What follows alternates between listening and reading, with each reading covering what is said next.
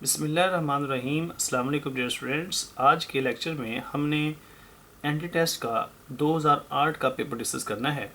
इंशाल्लाह मैं 2008 से लेकर 2019 तक जितने भी पेपर हैं बायोलॉजी के वो आपसे डिस्कस करूँगा।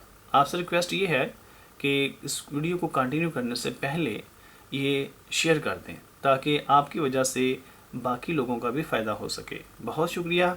हमारे चैनल को भी सब्सक्राइब करिएगा ताकि हमारे हर नए लेक्चर आप तक डायरेक्ट पहुंच सके। तो ये देखते हैं, पहला क्वेश्चन है which of the following receptor produce sensation of pain. तो यहाँ पे उसने रिसेप्टर की बात की है। वो कौन सा रिसेप्टर है जो हमें पेन का एहसास दिलाता है? तो उसमें मैकेनोरिसेप्टर है, कीमोरिसेप्टर है, नोसिसेप्टर है और थर्मोरिसेप्टर है।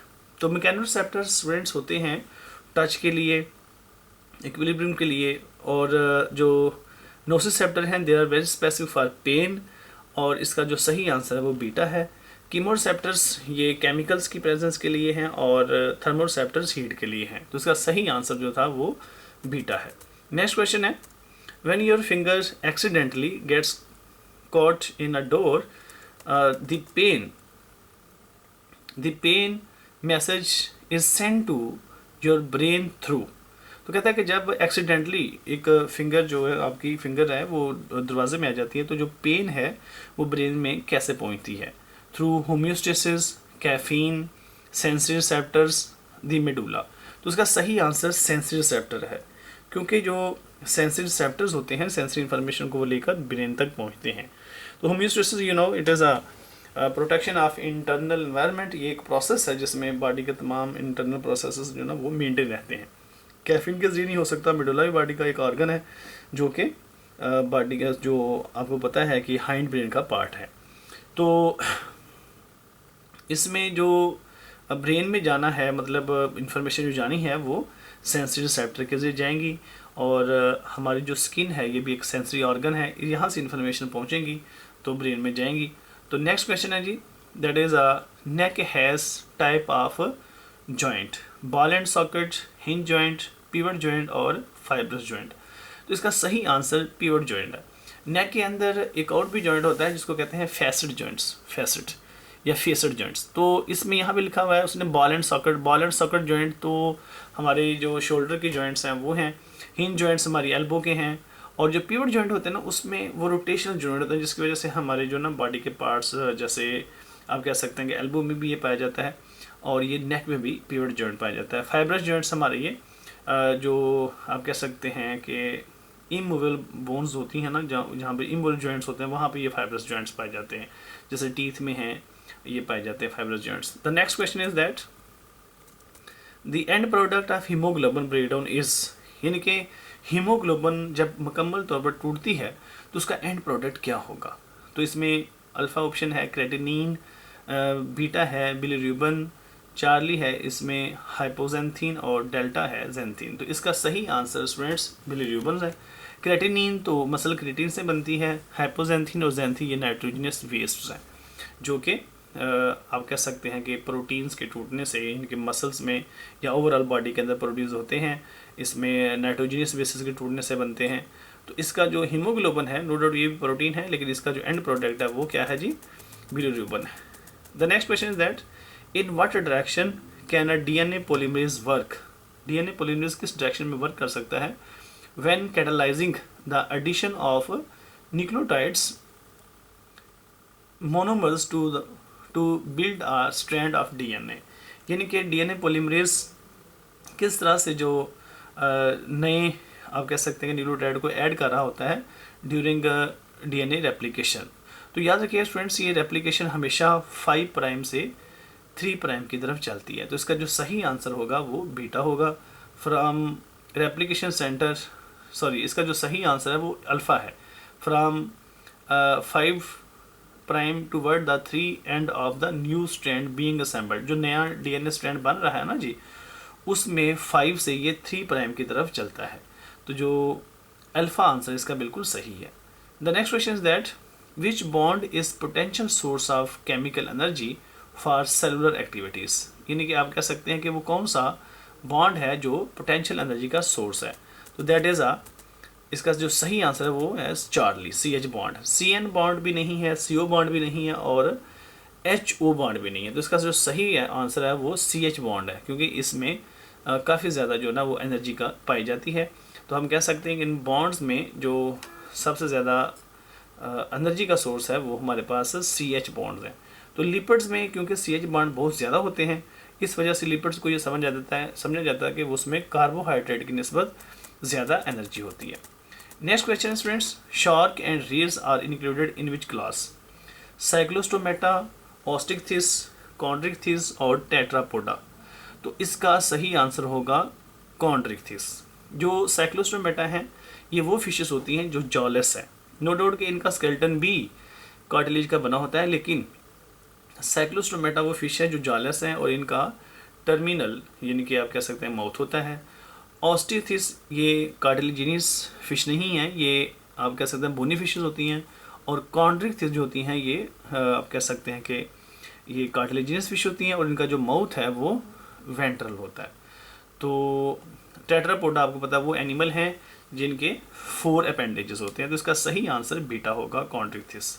The next question is that in what stage of aerobic respiration are 2 carbon molecules oxidize completely to carbon dioxide.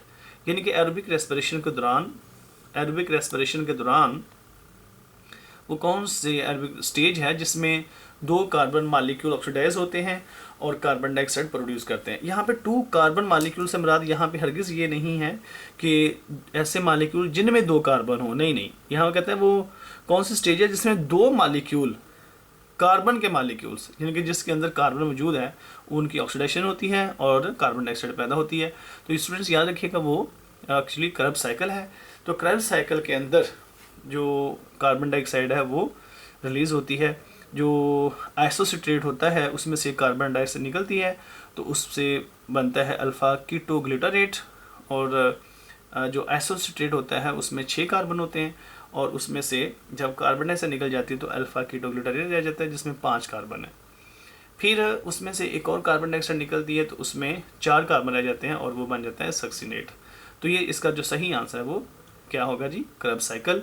Glycolysis में कार्बन डाइऑक्साइड नहीं बनती, इलेक्ट्रॉन ट्रांसपोर्ट चेन में भी कार्बन डाइऑक्साइड नहीं बनती, और जो कैल्विन साइकिल है ये फोटोसिंथेसिस की फेज़ है, ये एरोबिक रेस्पिरेशन की फेज़ है नहीं है। नेक्स्ट क्वेश्चन है जी, which of the following does not have specialized respiratory organs? इसमें एग्जाम्पल है उसने दिए, उसने ऑप्शन दिए हैं hydra, cockroach, birds, both A and B, यानी कि हाइड्रा और बर्ड्स। याद रखिएगा जो हाइड्रा है इसके ऊपर इसके अंदर नो डाउट कि रेस्पिरेशन होती है, गैस एक्सचेंज होती है, लेकिन इसके पास कोई स्पेशलाइज्ड ऑर्गन नहीं है, यानी कि इसकी बॉडी सरफेस होती है। तो इसका जो सही आंसर है वो हाइड्रा है। कॉकरोच में ट्रैकियल सिस्टम पाया जाता है और बर्ड्स में लंग्स पाए जाते हैं।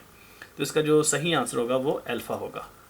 Humming bird belong to category, इसका ऑप्शन है जी अल्फ़ा में है हेट्रोथर्म्स, और बीटा में है एंडोथर्म, चार्ली में एक्टो और डेल्टा में none of these.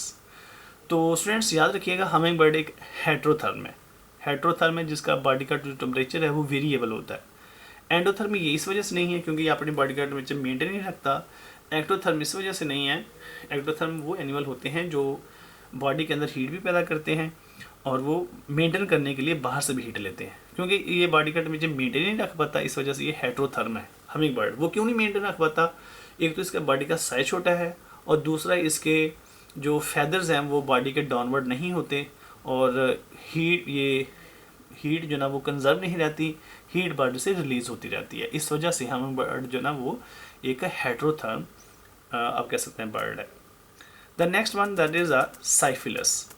Syphilis is caused by, students याद रखिएगा साइफिलिस एक सेक्सुअली ट्रांसमिट डिजीज़ है और जो कि बैक्टीरिया से होती है और उस बैक्टीरियम का नाम है ट्रेपोनेमा पैलिडम।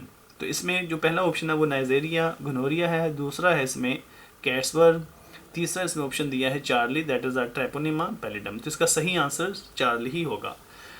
जो नाइजेरिया गोनोरिया है ना जी, ये गोनोरिया डिजीज़ पैदा करती है और कैट्सवर्म तो कैट में पाए जाते हैं। Treponema pallidum it is a bacteria that causes syphilis. Herpes simplex ये एक वायरस है और इसे हर्पीज सिम्प्लेक्स ही डिजीज़ होती है। द नेक्स्ट वन, इन मौत के अंदर जो मेल होता है वो हेट्रोगमेटिक है, डाइयोगमेटिक है, होमोगमेटिक है, या फिर बोथ बी एंड सी, यानी कि वो कहता है कि या तो वो डायोगमेटिक है या फिर वो होमोगमेटिक है। तो जो मौत होते हैं ये आप क्या समझ लें कि ये इंसेक्ट होते हैं, इंसेक्ट्स, बर्ड्स, और ये जो बटरफ्लाई वगैरह है ना जी, इसमें मौत वगैरह भी, इनके अंदर जो सिस्टम पाया जाता है, आप कह सकते हैं कि जो पैटर्न है सेक्स क्रोमोसोम का ट्रांसमिशन का, इसमें पाया जाता है ZZ और ZW।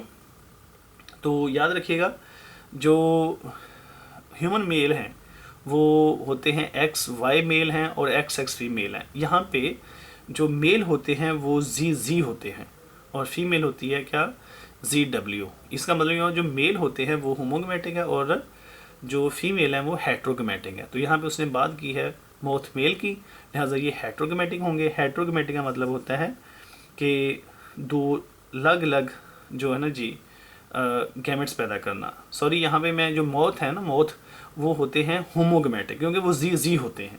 क्या होते हैं जी, ZZ, यानी कि इसका ZZ होंगे तो क्या होगा, दो एक जैसे गैमेट्स बनेंगे। तो इसका जो सही आंसर है वो होमोगमेटिक है, यानी कि चार्ली आंसर है।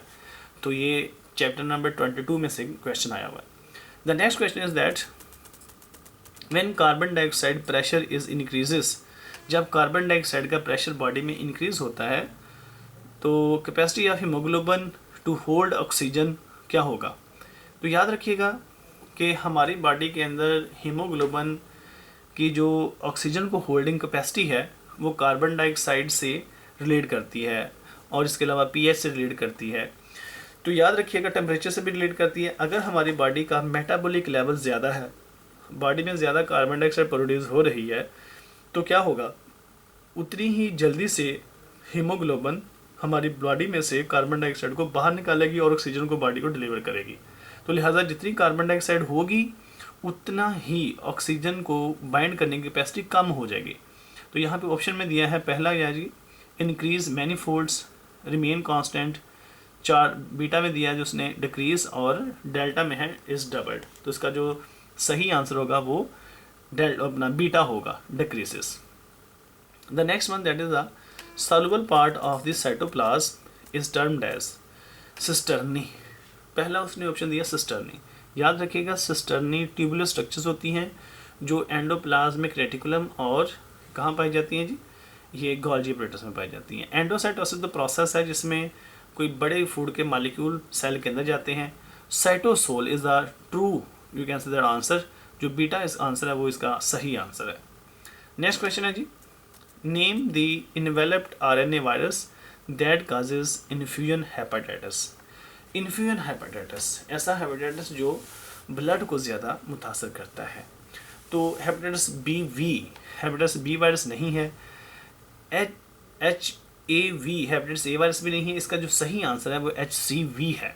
तो डियर स्टूडेंट्स, इसका जो सही आंसर है वो चार्ली होगा। नेक्स्ट है जी, in general a sexual production is common in human में, बिल्कुल भी नहीं, ह्यूमन में सेक्सुअल प्रोडक्शन कॉमन है। बीटा है बेसिडियो माइकोटा, यानी कि ये एक फंगस है, इसमें भी सेक्सुअल प्रोडक्शन पाई जाती है। चार्ली में है डिटेरोमाइकोटा। डिटेरोमाइसिट्स ऐसे फंगस होते हैं जिनमें सेक्सुअल प्रोडक्शन अभी डिस्कवर नहीं हुई। तो इसका जो बेसिडियो स्पोर्स होते हैं ये सेक्सुअल स्पोर हैं, ज़ाहिर जब ये ग्रो करेंगे तो इनमें भी सेक्सुअल प्रोडक्शन पाई जाएगी। लेकिन जो ए सेक्सुअल प्रोडक्शन है ना जी, वो ज़्यादा कॉमन किन में है, डिटेरोमाइकोटा में, क्योंकि इनमें सेक्सुअल प्रोडक्शन अभी डिस्कवर नहीं हुई। तो स्टूडेंट्स, नेक्स्ट क्वेश्चन है that is name the vertebrate which are without jaws. वो वर्टिब्रेट का नाम बताएं जिनके जॉ नहीं होते। इसमें शामिल हैं जी ओस्ट्रिकथिस, कॉन्ड्रिकथिस, साइक्लोस्टोमेटा, नन ऑफ दीज। तो याद रखिएगा जी, जॉलेस फिशेस कौन सी हैं, साइक्लोस्टोमेटा। ये क्वेश्चन वैसे पहले पीछे रिपीट हुआ है, फिशेस के रेफरेंस से था।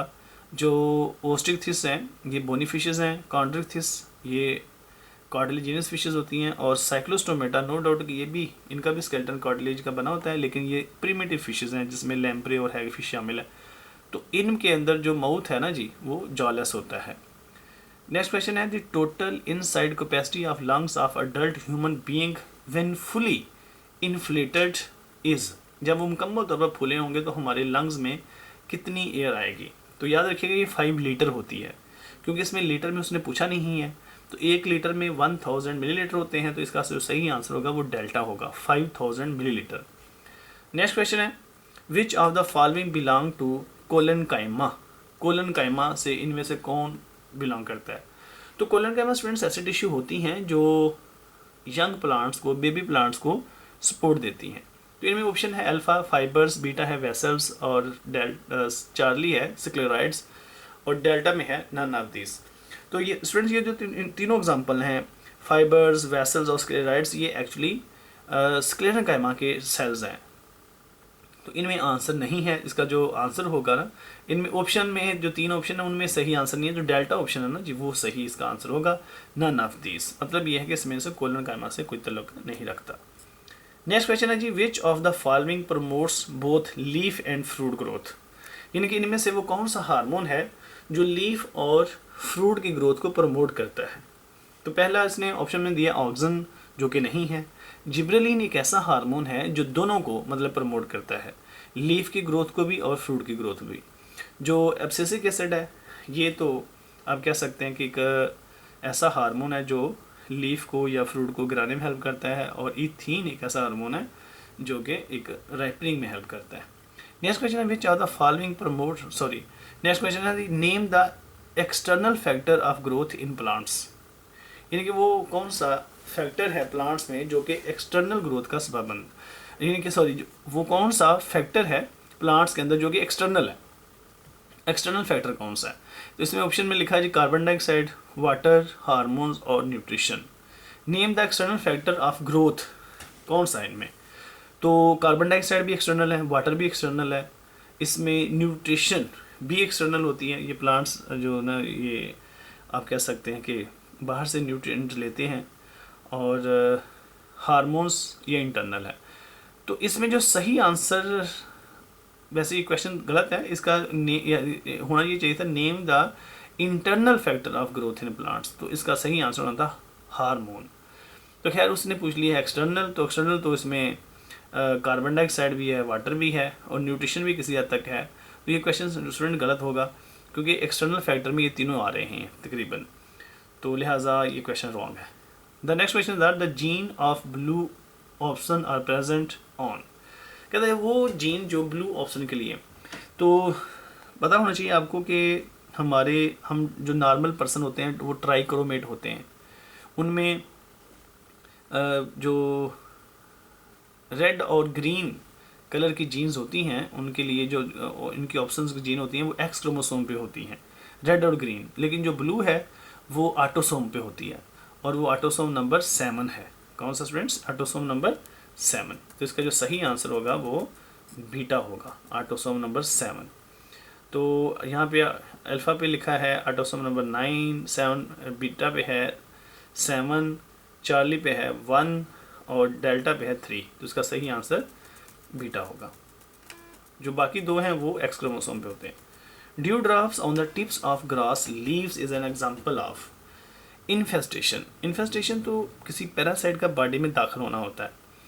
तो ब्लीडिंग है कि प्लांट्स में एक ऐसा प्रोसेस है जिसमें कोई कट लग जाए प्लांट को, तो उसमें से जो उनका सैप निकलता है उसको ब्लीडिंग का नाम देते हैं। एक्सुडेशन एक ऐसा प्रोसेस है जिसमें प्लांट्स के लीव में से लिक्विड फॉर्म में ड्रॉप्स निकलते हैं उनके ना, वो उसको कहते हैं हम एक्सुडेशन, और ये हाइडाथोड ग्लैंड से होते हैं। इम्बाइबेशन एक ऐसा प्रोसेस जिसमें प्लांट की जो सेल वाल होती है, उनके जो मटेरियल होते हैं, सेल वाले कंपोनेंट्स होते हैं, उनके जरिए से पानी का जज़ब होके ऊपर जाना। तो इसका जो सही आंसर वो चार्ली है, एक्सुडेशन। अच्छा जी, नेक्स्ट क्वेश्चन है जी, which are the following modifies the protein and lipids by adding carbohydrates. यानी कि इसमें उसने कौन ऑर्गेनेली दी है, कौन सी ऑर्गेनेली है जो मॉडिफाई करती है लिपिड्स को और प्रोटीन को बाय एडिंग क्या, इसमें उसने ऑप्शन दिए हैं। अल्फ़ा पे है गोल्जी बॉडीज़, बीटा पे है पोलिसोम, चार्ली पे है प्लाज्मा ब्रेन, और डेल्टा पे है नन ऑफ दीज। तो इसका सही आंसर स्टूडेंट गोल्जी अपरेटस है, यानी कि Golgi bodies. The next question is that which of the following are spiral shaped bacteria. तो इसमें कोकाई बैक्टीरिया का नाम दिया जी। कोकाई तो स्पाइरल नहीं होते, ये तो राउंड होते हैं, सर्कुलर होते हैं जी। बेसिलाई बैक्टीरिया रॉड होते हैं। सूडोमोनास बैक्टीरिया, सूडोमोनास बी आप कह सकते हैं कि रॉड शेप है। इसमें विब्रियो बैक्टीरिया, डेल्टा इसका सही आंसर है। विब्रियो बैक्टीरिया ऐसे हैं जो स्पाइरल हैं। विच of the following is used for lowering blood cholesterol? Neurospora, Neurospora एक आप कह सकते हैं कि फंगस है, और ग्रिसोफिलवन एक ऐसी आप कह सकते हैं कि एक एंटीबायोटिक है जो कि फंगस की ग्रोथ को रोकती है। एस्परजिलस भी एक फंगस है, और लोएस्ट्रेटन एक ऐसी आप कह सकते हैं कि एक ड्रग है, एक ऐसी मेडिसिन है जिससे हम ब्लड कोलेस्ट्रॉल लेवल को कम कर सकते हैं। तो इसका सही आंसर क्या होगा जी? Delta. The next one that is which of the following are called placental mammal? Prototheria, eutheria, metatheria, all of these. तो स्टूडेंट्स का सही आंसर क्या होगा? प्लेसेंटल मैमल यूथेरिया हैं। प्रोटोथेरिया वो मैमल्स हैं जो कि अंडे देते हैं, और यूथेरिया वो मैमल्स हैं जिनमें प्लेसेंटा बनता है, और मेटाथेरिया वो हैं जिनमें पाउच होती है। तो इनमें जो सही आंसर होगा वो कौन सा जी? यूथेरिया। तो प्लेसेंटल मैमल्स जो होते हैं हमको यूथेरिया कहते हैं, या यूथेरिया को हम प्लेसेंटल मैमल कहते हैं। The attraction among water molecules which hold water together is called tension, adhesion, cohesion, imbibition. Tension तनाव है पानी के मॉलिक्यूल के दरमियान में हाइड्रोजन बढ़ने की वजह से। एडहेशन एक ऐसा प्रोसेस जिसमें वाटर के मॉलिक्यूल सेल वाल के साथ या जो जाइलम की वाल होती है उनके साथ जुड़ जाते हैं। कोहेजन एक ऐसा प्रोसेस है जिसमें वाटर के मॉलिक्यूल हाइड्रोजन बढ़ने की वजह से एक दूसरे के साथ जुड़े होते हैं। तो इसका सही आंसर स्टूडेंट्स क्या होगा? चार्ली। इम्बाइबेशन इसमें नहीं आता, ये उसने वैसे लिखा भी गलत है, ये ऐसे आना था। इम्बाइबेशन ऐसा प्रोसेस जिसमें सेल वाल के कंपोनेंट की वजह से जो वाटर है उसमें जज़ब होता है। The next question is that pick the paratonic movement from the following. Paratonic movement ऐसी मूवमेंट होती हैं जिसमें कोई प्लांट का जो पार्ट है, ऑर्गन है, वो एक्सटर्नल फैक्टर की वजह से मूव करता है, बेंड करता है स्टिमुलस की तरफ या स्टिमुलस वे जाता है। तो जिसमें आ जाती हैं ट्रॉपिक मूवमेंट आ जाती हैं और नास्टिक मूवमेंट आ जाती हैं। यहाँ पे नास्टिक मूवमेंट के बारे में जिक्र किया गया है। पहली जो दो हैं नास्टिक मूवमेंट अल्फ़ा इसका सही आंसर है। ट्रिगर मूवमेंट, ग्रोथ मूवमेंट और टैक्टिक मूवमेंट ये इससे बिलोंग नहीं करती। तो इसका जो सही आंसर है जी वो है nastic movement. The next one that is it controls the several automatic functions like breathing, heart rate and blood pressure. तो फ्रेंड्स इसमें ऑप्शन दिए गए हैं उसने मिड ब्रेन में तो आगे फर्दर डिफरेंट पार्ट्स हैं, जैसे उसने दिया जी पॉन्स हैं, मेडुला है और सेरिबेलम है। तो मिड ब्रेन के ये तीनों ही मिड ब्रेन के पार्ट्स हैं। इसमें जो पॉन्स होती हैं वो जो हमारे ब्रीथिंग पैटर्न उनको कंट्रोल करती हैं। जो मेडुला है ये ऑटोमेटिक फंक्शन को कंट्रोल करता है, और सेरिबेलम आपको पता है कि ये हाइंड ब्रेन का पार्ट है। ठीक हो गया जी। और सेरिबेलम जो है ना वो किसी हद तक लर्निंग में इन्वॉल्व होता है, और बर्ड्स में ये सबसे ज़्यादा डेवलप होता है। इसका जो सही आंसर है वो चार्ली है, मेडुला। नेक्स्ट क्वेश्चन है which are the following has 40 chromosomes. तो इसमें ऑप्शन में अल्फ़ा दिया हुआ है कॉर्न जिसमें 20 क्रोमोसोम है, शुगर केन है जिसमें 80 क्रोमोसोम होते हैं, फ्रॉग है जिसमें 26 हैं, और माउस है जिसमें 40 क्रोमोसोम होते हैं। तो इसका जो सही आंसर है वो क्या होगा जी? Delta. The next question is that cell suspension culture of produces quinine. इनके कौन सा एक प्लांट है जिसका अगर हम सेल सस्पेंशन कल्चर बनाएं और उससे हम ये क्विनिन यानी कि इसमें से ये आप कह सकते हैं ड्रग पैदा कर सकते हैं। सोयाबीन बिल्कुल नहीं है। सिनकोना लेजरियाना जी इसका आंसर बीटा है। कौन सा जी? सिनकोना लेजरियाना। चार्ली में दिया हुआ है जी डिजिटैलिस लिनेटा, ये नहीं है। इसमें से तो हम डिजिटॉक्सिन्स हासिल करते हैं। और डेल्टा में ल्यूसिफ्रीन दी है जो कि प्रोटीन है, ये भी नहीं है luciferin. Next one that is which of the following is most slender in structure. Slender का मतलब यहाँ पे थिन है, सबसे ज़्यादा बारीक कौन सा होगा? तो याद रखिएगा माइक्रोट्यूब्यूल्स की जो डायमीटर है ये 25 नैनोमीटर तक होती है, और जो माइक्रोफिलामेंट्स होते हैं इनकी जो थिकनेस है वो तकरीबन 7 to 8 नैनोमीटर है। जो इंटरमीडिएट फिलामेंट होते हैं इनकी 10 से 12 तक नैनोमीटर तक होती है। तो इनमें से जो सबसे बारीक है वो बीटा है, माइक्रो फिलामेंट्स जिनकी थिकनेस सबसे कम है। Name the human tissue that contain about 85% water. तो सेल्स में, डिफरेंट सेल्स के अंदर वाटर की जो क्वांटिटी है वो डिफरेंट होती है। तो नर्व सेल्स में भी वेरिएशन हो सकती है। नर्व सेल हम पूरी बॉडी में पाए जाते हैं, मसल्स में हैं, पूरी बॉडी में इवन। बोन सेल्स जो कम्पैक्ट है, इनमें पानी तो बहुत थोड़ा होता है, 20% पानी है। ब्रेन सेल ऐसे सेल हैं जिनमें वाटर ज़्यादा होता है और इनमें 85% वाटर पाया जाता है। नेक्स्ट क्वेश्चन है, which of the following are colourless. इनमें से कौन से हैं जो कलरलेस हैं। क्लोरोप्लास्ट कलरलेस नहीं है, इसमें आपको पता है ग्रीन क्लोरोफिल होता है। और बीटा है क्रोमोप्लास्ट, इनमें भी डिफरेंट काइंड्स के पिगमेंट्स पाए जाते हैं। चार्ली है ल्यूकोप्लास्ट, ल्यूको का मतलब भी कलरलेस होता है, तो इसका जो सही आंसर है वो चार्ली है जी। नेक्स्ट फ्रेंड्स क्वेश्चन है, name the one involve in DNA replication. इनमें से कौन सा ऐसा स्ट्रक्चर है जो डीएनए रेप्लिकेशन में इन्वॉल्व होता है। ये बैक्टीरिया वाले चैप्टर में से है, चैप्टर नंबर 6 में से है जी। सिस्ट बिल्कुल भी नहीं है, सिस्ट तो रेस्टिंग फेज होती है किसी, आप कह सकते हैं, बैक्टीरियल सेल की। मिजोसोम ये ऐसे स्ट्रक्चर होते हैं जो कि हम जिसको कहते हैं कि ये प्लाज्मा ब्रेन की इनवर्ड बेंडिंग की वजह से बनते हैं और ये डीएनए की रेप्लिकेशन में हेल्प करते हैं। इनमें एंजाइम ऐसे होते हैं जो कि डीएनए की रेप्लिकेशन में इन्वॉल्व होते हैं। राइबोसोम प्रोटीन सिंथेसिस में होते हैं। स्पोर भी एक आप कह सकते हैं रेस्टिंग फेज होती है। नेक्स्ट क्वेश्चन है जी, which of the following has rootless sporophyte. Chapter number 9 में से क्वेश्चन है जी, वो कौन सा ग्रुप है प्लांट्स का जिसमें स्पोरोफाइट की रूट्स नहीं होती। तो इसका पहला ऑप्शन है सिलोप्सिडा, सेकंड है ट्रैक्योफाइटा, थर्ड है लाइकोप्सिडा और फोर्थ है जी सिनोप्सिडा। तो इसका जो स्टूडेंट सही आंसर है वो अल्फा है, सिलोप्सिडा। नेक्स्ट क्वेश्चन है, क्लोरोफिल अब्जॉर्ब मेनली वेवलेंथ। अच्छा, इसका ना एक फार्मूला है। जो क्लोरोफिल है ना वो 4 तरह की लाइट्स से जल्ब करता है। तो उसमें आप BVRO का नाम याद रखें, BVRO।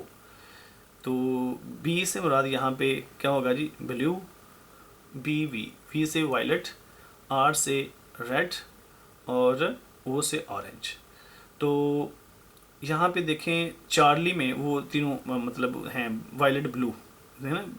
तो इसमें ये जो सही इसका आंसर होगा वो वायलेट ब्लू होगा।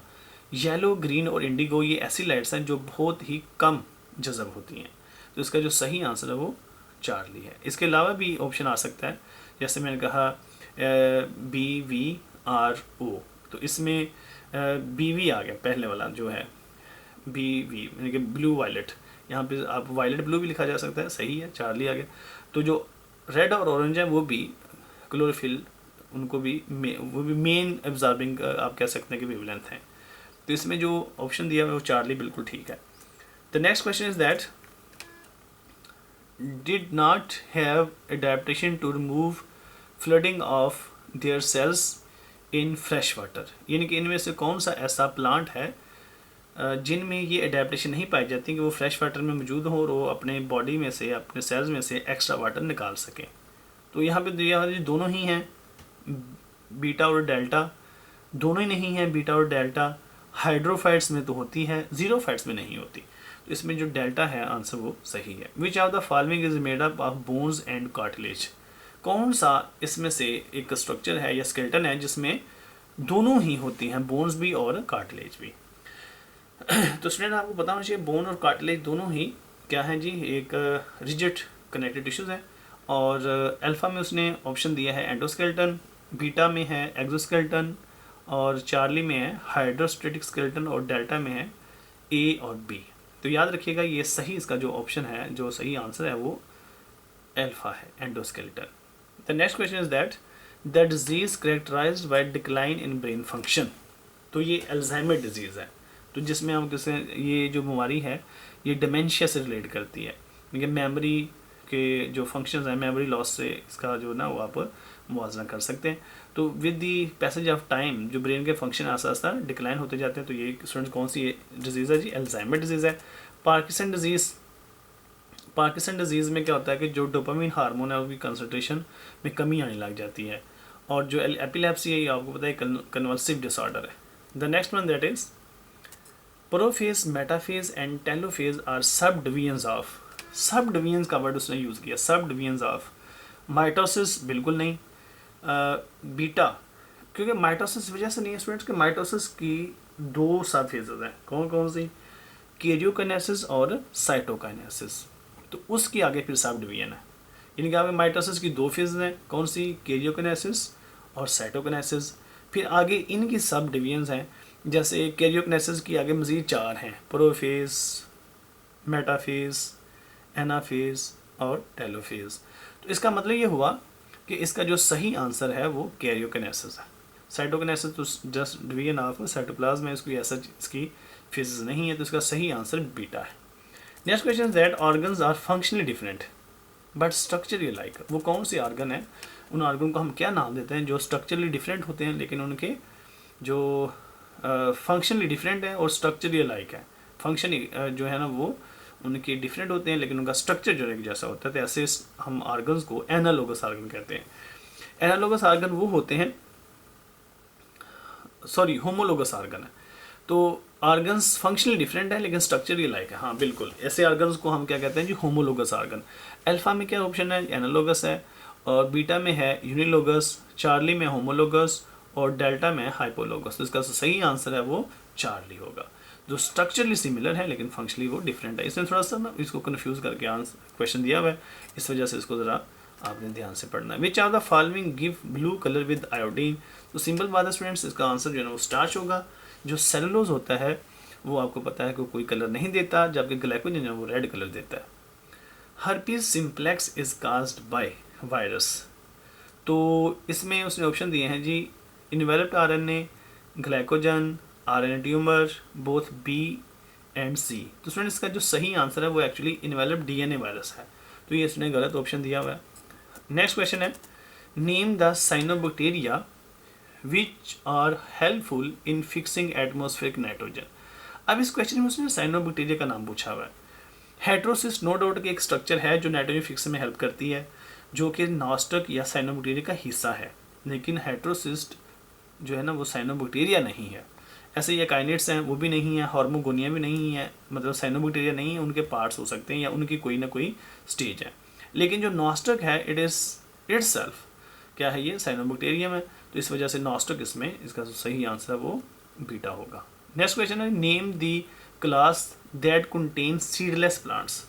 वो कौन सी क्लास है जिसमें सीडलेस प्लांट्स होते हैं। तो पहला उसने अल्फा में ऑप्शन दिया एंजियोस्पर्मी। तो स्पर्मी का मतलब भी सीड होता है, तो एंजियो मीन इनसाइड, यानी कि ऐसे प्लांट्स जिनके सीड फ्रूट के अंदर होते हैं। जिम्नोस्पर्मी, जिम्नो मतलब निकट, स्पर्मी अगेन सीड, तो ये भी सीड प्लांट है। चार्ली में दिया उसने पैराफाइसिस। पैराफाइसिस तो हेयर लाइक स्ट्रक्चर्स होती हैं, तो इसका जो सही आंसर है वो फ्लिसनी है। ये ऐसी क्लास है जिसमें सीडलेस प्लांट्स है ये। नेक्स्ट क्वेश्चन है जी, which form of anaerobic respiration occur in muscle cell of human and other animals during extreme physical activities. यानी कि वो कौन से आप कह सकते हैं कि एनारोबिक रेस्पिरेशन की एक्टिविटी हैं जो कि ह्यूमन के मसल्स में होती हैं ड्यूरिंग एक्सट्रीम फिजिकल एक्टिविटीज़। तो उसमें alcoholic fermentation, lactic acid fermentation और ग्लाइकोलाइसिस और पायरुविक एसिड ऑक्सीडेशन है। तो जो अल्कोहलिक फर्मेंटेशन है तो बैक्टीरिया और फंगस वगैरह में होती है, तो इसका जो सही आंसर है वो लैक्टिक एसिड फर्मेंटेशन जो बीटा है। ग्लाइकोलाइसिस का प्रोसेस तो फर्मेंटेशन में नहीं है, ये आप ये कह सकते हैं कि एनारोबिक रेस्पिरेशन में तो ये होता है, लेकिन एनारोबिक रेस्पिरेशन का ये स्टेज है, लेकिन ये याद रखिएगा दोनों में कॉमन है, एरोबिक रेस्पिरेशन में भी और एनारोबिक रेस्पिरेशन में भी। लेकिन याद रखिएगा कि एक्सट्रीम एक्टिविटीज़ के अंदर लैक्टिक एसिड फर्मेंटेशन हो रही होती है हमारी बॉडी में। The delta that is a pyruvic acid oxidation. ये पायरुविक एसिड ऑक्सीडेशन भी ये इसका सही आंसर नहीं है। ये आप कह सकते हैं कि ये सेलुलर रेस्पिरेशन यानी कि एरोबिक रेस्पिरेशन के स्टेजेस है। कौन सी पायरुविक एसिड ऑक्सीडेशन, तो इसका जो सही आंसर है वो लैक्टिक एसिड फर्मेंटेशन होगा। नेक्स्ट क्वेश्चन है जी, दैट इज़ अ बहुत इंटरेस्टिंग क्वेश्चन है। ये क्वेश्चन है, how much water approximately is required to excrete 1 gram of ammonia nitrogen. यानी कि 1 ग्राम नहीं है, ये दोबारा गौर करें, इसमें किलोग्राम दिया हुआ है, क्योंकि 1 ग्राम अगर हमने अमोनिया नाइट्रोजन को बॉडी से निकालना है ना जी, तो वाटर चाहिए 500 ml। तो यहाँ पे कितना दिया, 1 किलोग्राम।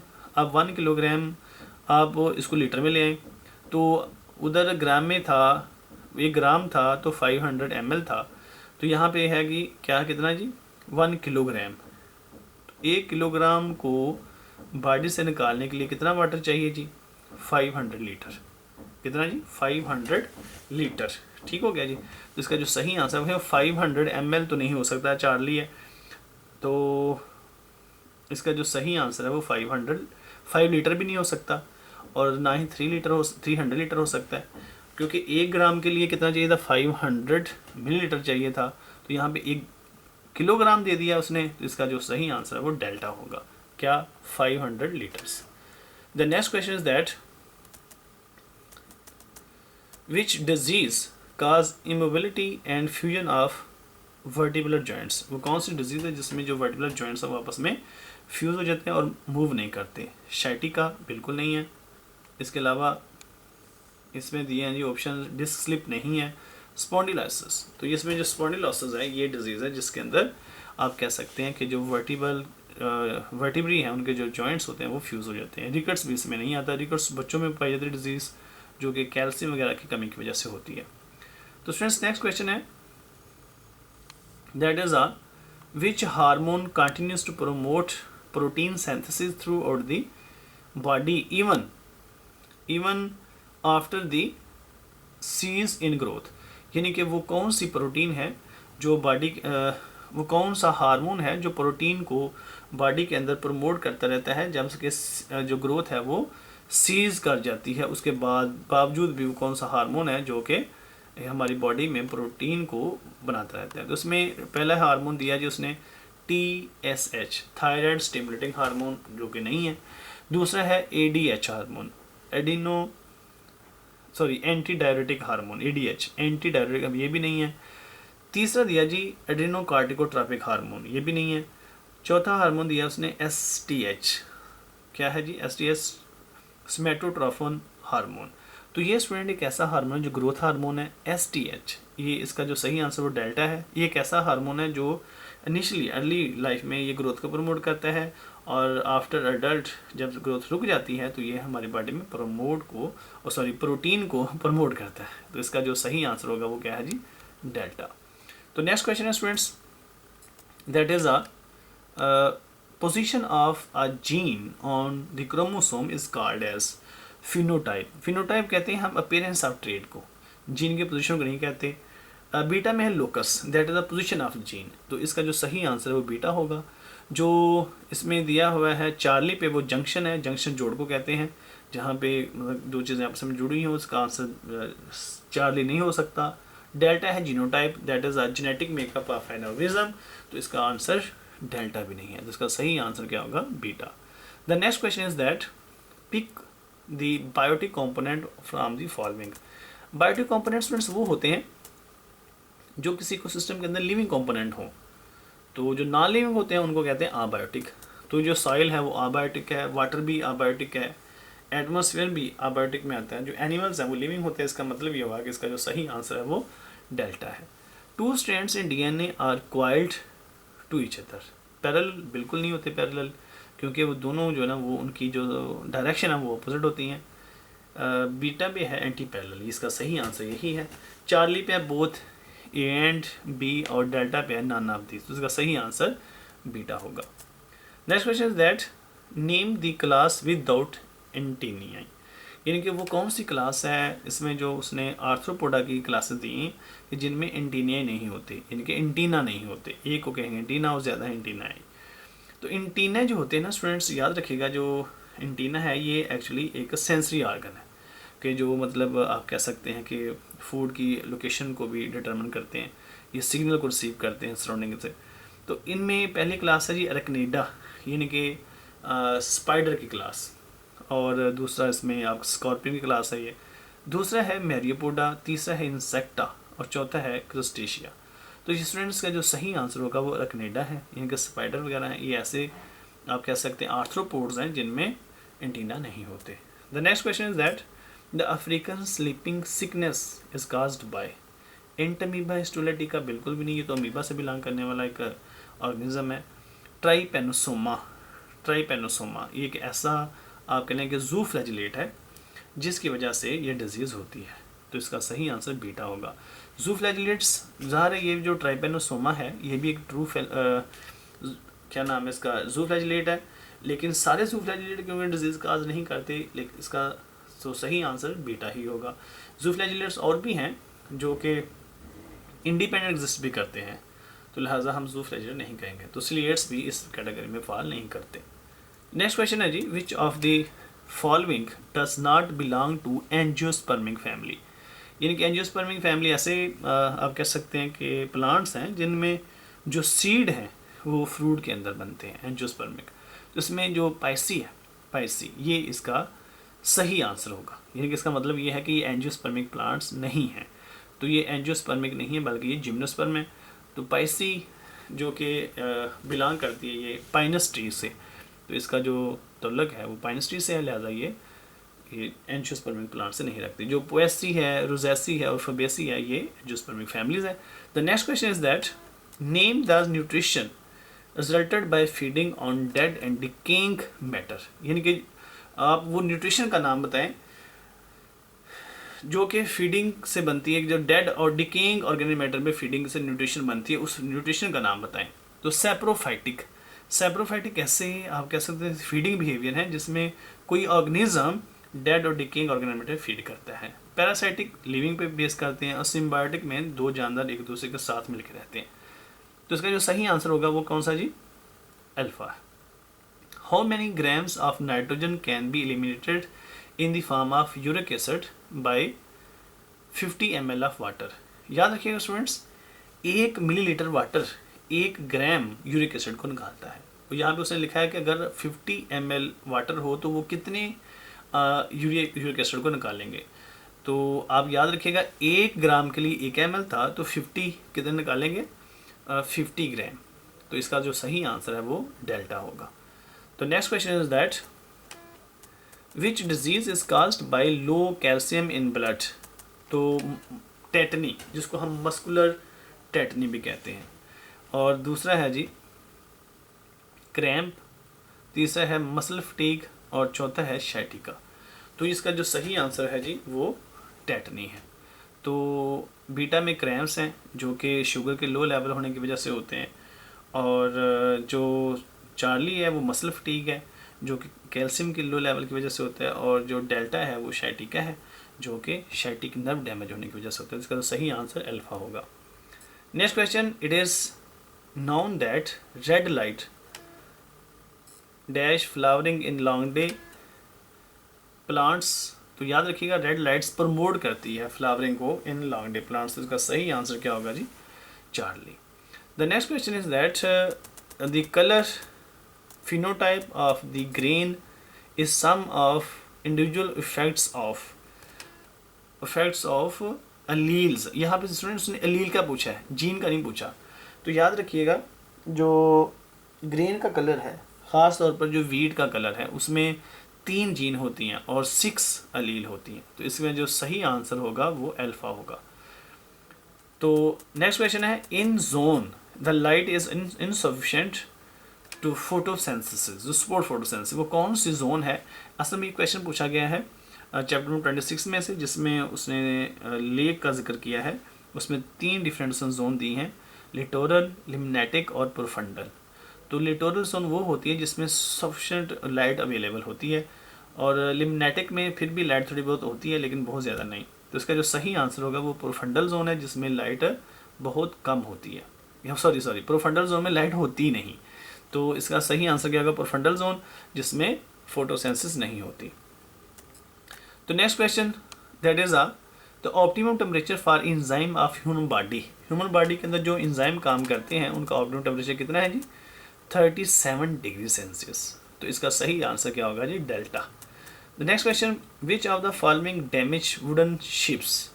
यानी कि जो इनमें से कौन सा ऐसा एनिमल है जो बहरी जहाज़ है उनके वुडन पार्ट्स को डैमेज करता है। सीपिया नहीं है, लाइमेक्स नहीं है, टेरिडो एक ऐसा एनिमल है जो कि मरीन वाटर में पाया जाता है, फाइलम मोलस्का से बिलोंग करता है, और ये वुडन पार्ट्स को नुकसान पहुंचाता है। The next question is that which of the following may build coral reef along with the coral animals. इनमें से एल्गी का कोई ग्रुप है जो आपने बताना है कि जो कोरल एनिमल के साथ मिलकर कोरल रीफ बनाता है। Myxomycota, green algae, brown algae, red algae. तो याद रखिएगा माइक्सोमाइकोटा इसमें नहीं हो सकता, क्योंकि माइक्सोमाइकोटा जो है ना वो फंगस लाइक प्रोटिस्ट हैं। ब्राउन एलजी का ये रोल नहीं है, ग्रीन एलजी भी नहीं है। इसका जो सही आंसर है वो रेड एलजी है, क्योंकि रेड एलजी के अंदर भी कैल्शियम कार्बोनेट वगैरह पाए जाते हैं और डेथ के बाद ये भी कोरल रीफ बनाने में हेल्प करते हैं। विच of the following do not have body cavity, इनमें से कौन सा ग्रुप है जिनमें बॉडी कैविटी नहीं होती? अल्फा है सूडोसिलोमेट्स, सूडो मीन फॉल्स, सिलो मतलब कैविटी, यानी कि इसमें कैविटी तो है लेकिन फॉल्स है। आसिलोमेटा ऐसे एनिमल हैं, आई मीन विदाउट, ऐसे एनिमल हैं जिनमें बॉडी कैविटी नहीं होती। सिलोमेट वो एनिमल है जिनमें बॉडी कैविटी पाई जाती है, तो इसका सही आंसर स्टूडेंट्स होगा beta. Next question, name the neurotic disorder characterised by bouts of overeating of fattening foods. तो कौन सी डिजीज़ है जिसको हम शिनाख्त कर सकते हैं ओवर ईटिंग की वजह से, यानी कि जिसमें हमने फैटी फूड है खाने की वजह से जो डिजीज़ होती है, इनमें से कौन सी है? और वो है स्टूडेंट्स बुलिमिया नर्वोसा है, आंसर दिया हुआ इसका। एक ऑप्शन है डिस्पेप्सिया है, एनोरेक्सिया नर्वोसा है और साल्मोनेला। साल्मोनेला तो खैर बैक्टीरिया है, तो इसका जो सही आंसर होगा स्टूडेंट्स वो होगा एनोरेक्सिया नर्वोसा। कौन सा जी? Anorexia nervosa. तो इसको क्लियर करने की ज़रूरत है, बुलिमिया नर्वोसा है या एनोरेक्सिया। मेरे ख्याल से इसका जो क्लोजेस्ट आंसर है वो एनोरेक्सिया नर्वोसा है, फिर भी इसको हम क्लियर कर लेते हैं। Which one of these is an example of tubular excretory system? Which one of these is an example of tubular excretion system called as metanephridia? यानी कि इसमें कहता है कि वो कौन सा एनिमल है जिसमें एक्सक्रीटरी सिस्टम ट्यूबुलर है और उसको हम मेटानेफ्रीडिया कहते हैं, किस में है? तो याद रखिएगा स्टूडेंट्स, इसमें जो प्लेनेरिया है, प्लेनेरिया के अंदर जो ट्यूबुलर सिस्टम है उसको प्रोटोनेफ्रीडिया का नाम देते हैं, हाइड्रा में होता नहीं है। काकरोच में ट्यूबुलर सिस्टम पाया जाता है, उसको ट्रैकिया कहते हैं। और अर्थवर्म में जो पाया जाता है उसको हम क्या नाम देते हैं जी? मेटानेफ्रीडिया का नाम देते हैं। तो इसका जो सही आंसर है वो डेल्टा है। Name the human tissue that contain about 85% water. तो ये क्वेश्चन रिपीट हुआ है, इसका आंसर क्या होगा जी? इसका आंसर सही आंसर है जी चार्ली, इनके ब्रेन सेल्स। तो यहाँ पे स्टूडेंट्स ये लेक्चर हमारा ख़त्म होता है और यहाँ पे MCQs हमने मैक्सिमम जो कर लिए हैं। इसके जो नेक्स्ट पेपर हैं वो इंशाअल्लाह हम नेक्स्ट लेक्चर में डिस्कस करेंगे। तो स्टूडेंट्स अपना बहुत ख्याल रखिएगा, इस वीडियो को दूसरों तक लाजमी पहुंचाएं और मेरी नेक्स्ट वीडियो का इंतज़ार करें। अल्लाह हाफिज़। अल्लाह ताला आप लोगों को हमेशा कामयाब करे, अल्लाह ताला आप लोगों की मंजिलें आसान करे। मुझे भी दुआ में याद रखें। बहुत शुक्रिया जी। अल्लाह हाफिज़।